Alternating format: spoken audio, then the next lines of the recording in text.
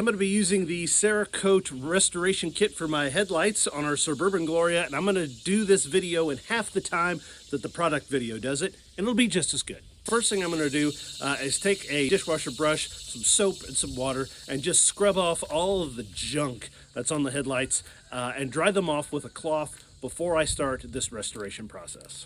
Once my headlights are clean and dry, I'm going to apply bag number 1 in my Cerakote kit. To do this, I'm going to need to put on the gloves because if this chemical can wipe away a lot of that oxidation on your headlights, what would it do to your skin? This step is really satisfying because it wipes away almost all of the yellow jaundice that's on Gloria's headlights. You're going to slowly go back and forth, up and down, circular motions with the oxidation wipes. You want to get a really thorough wipe down of those headlights, as that is going to be the first crucial step of removing that oxidative material. For the second bag, we're going to get the palm sander out and start with the 2000 grit sandpaper.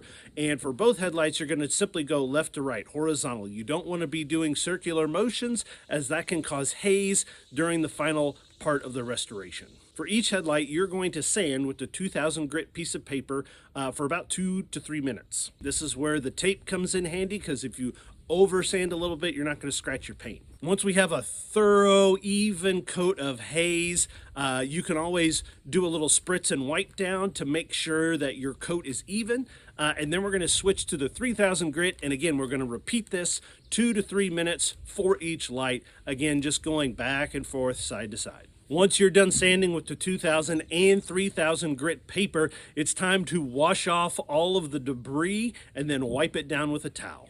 Now, this last step is the step that will screw you up if you're not patient. Bag number 3 is our ceramic protective layer. This material is hydrophobic, meaning it does not like to play with water. That's our science word of the day, okay? You want to be 1000% sure that your headlights are totally dry. Our kit recommends that you apply this ceramic coating between 65 and 75 degrees. So since it's a hot summer day, doing it right in the sun's probably not best. So find a shady spot or do this during a cooler time of the year where you don't have to worry about your headlights getting too hot. Get your gloves on for this last step, but we're going to go slow and steady. I'm going to start at the top edge of my headlight, and I'm going to do a single swipe right to left because I'm right-handed, and that just feels best. We don't want to go back and forth with this last wipe like we did with our first bag.